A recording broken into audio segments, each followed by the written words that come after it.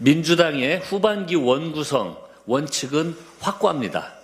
나라 안팎의 위기를 극복하고 민생 경제 안정과 회복에 가시적인 성과를 내야 한다는 원칙입니다. 과연 누가 이 원칙을 지킬 수 있겠습니까? 여야의 지난 2년간 행적을 돌이켜보면 결론은 자명합니다. 내란 숙의 윤석열의 거부권 남발은 굳이 거론할 가치조차 없습니다. 국민의힘은 전반기 주요 경제 관련 상임위원장을 맡고도 민생 법안 처리에 협조하지 않았습니다. 이재명 정부 출범 이후에도 반대를 위한 반대와 맹목적인 국정 발목 잡기로 민생의 골든타임을 탕진했습니다. 억지와 궤변의 엉터리 필리버스터만 도대체 몇 번이었습니까? 민주당은 전반기 국회에서 내란 숙의 파면과 내란 일당 심판, 민생 예산과 민생 입법을 통한 민생 회복, 수사와 기소 분리 검찰개혁 완수와 사법개혁 3법 관철 등 국민 여러분이 인정하시는 많은 성과를 올렸습니다. 이는 민주당이 법사위원장을 맡았기 때문에 가능한 일이었습니다. 후반기 국회에선 민생과 개혁을 위해 할 일이 더 많습니다. 이재명 정부 2년차 안정적인 국정 운영과 민생 회복을 위해선 책임 있는 여당이 법사위를 계속 맡아야 합니다. 중동 위기를 새로운 기회로 만드는 민생경제 입법을 위해 정부와 일사불란하게 움직일 민주당이 맡아야 합니다. 민주당은 법사위 문제로 더 이상 시간을 허비할 생각이 없습니다. 의석수대로 상임위를 배분하든 민주당이 모든 상임위원장을 책임지고 맡든 결단을 내리겠습니다. 7월부터 일하는 국회를 가동하기 위해 원구성을 조속히 마무리 짓도록 하겠습니다. 투표용지 부족 사태 진상규명을 위한 국정조사 특위가 활동을 시작합니다.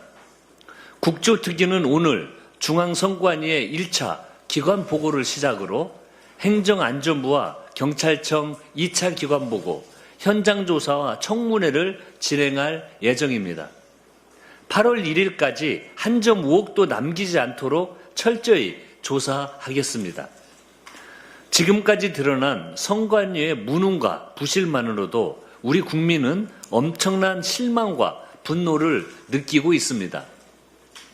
선관위가 투표용지 부족 경위를 설명했지만 도무지 이해할 수 없는 상황의 연속이었습니다.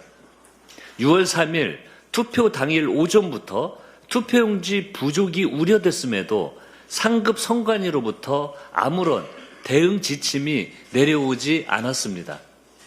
노태학 전 위원장과 허철훈 전 사무총장이 사태 보고를 받은 시간은 이미 오후 5시를 넘긴 때였습니다.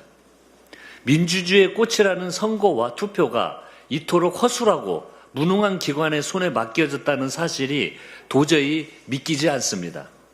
39년 된 현행 헌법 체계 아래에서 골물대로 고른 문제가 터진 만큼 뼈를 깎고 살을 도려내는 근본적인 처방을 검토할 때입니다. 민주당 국민참정권 수호 TF는 내일 선거사무 담당 공무원 노조와 간담회를 가질 예정입니다. 상상을 초월할 정도로 방만하고 부실하게 운영되어 온 선관위 조직을 대수술하는 혁신안을 만들겠습니다. 민주당은 거시지표의 성장을 청년의 미래로 국민 모두의 성장으로 잇도록 하겠습니다. 올 1분기 명목 GDP 성장률이 10.5%로 50년 만에 최고치를 기록했습니다. 1분기 경상수지 흑자는 744억 달러로 세계 2위를 기록했고 4월에도 282억 달러로 흑자 역대급 기록을 이어가고 있습니다. 코스피는 9,000대를 유지하고 있습니다. 이런 성과는 전례가 없는 중동 위기 속에서도 국민과 정부가 합심해 고통을 분담하고 극복해온 결과입니다. 민주당은 수출 확대와 투자 유치, 민생 회복으로 이어질 수 있도록 필요한 입법과 정책 지원에 당력을 집중하겠습니다. 거시경제의 성장이 청년의 통장에서 체감되도록 성장의 과실이 미래 세대에 닿도록 하는 청년 미래 적금이 어제 출시됐습니다. 19세부터 34세 청년이 매달 최대 50만 원씩 3년간 저축하면 정부가 최대 12%를 보태 만기에 2천만 원 이상의 목돈을 손에 쥐게 됩니다. 주거, 결혼, 창업, 인생의 가장 무거운 출발선에 선 청년들에게 종잣돈을 마련해 주자는 것입니다. 민주당은 청년 미래 적금이 차질 없이 안착하고 더 많은 청년이 사각지대 없이 혜택을 누리도록 입법 지원에 힘을 보태겠습니다. 거시 지표의 놀라운 성장이 국민 모두의 성장으로 이어질 수 있도록 최선을 다하겠습니다. 사법부가 12.3 내란의 실체를 다시 한번 확인했습니다. 서울중앙지법은 박성재 전 법무부 장관에게 내란 중요 임무 종사 혐의로 징역 25년을 선고하고 법정 구속했습니다. 법을 수호해야 할 법무부 장관이 헌법을 짓밟는 내란에 가담했습니다. 국민의 기본권을 지키라고 맡긴 바로 그 자리에서 그는 국회를 무력화하려는 내란의 한 축이 되었습니다. 주목할 것은 재판부가 검찰 20년보다 무거운 25년형을 선고했다는 사실입니다. 내란의 죄질이 그만큼 무겁다는 뜻입니다.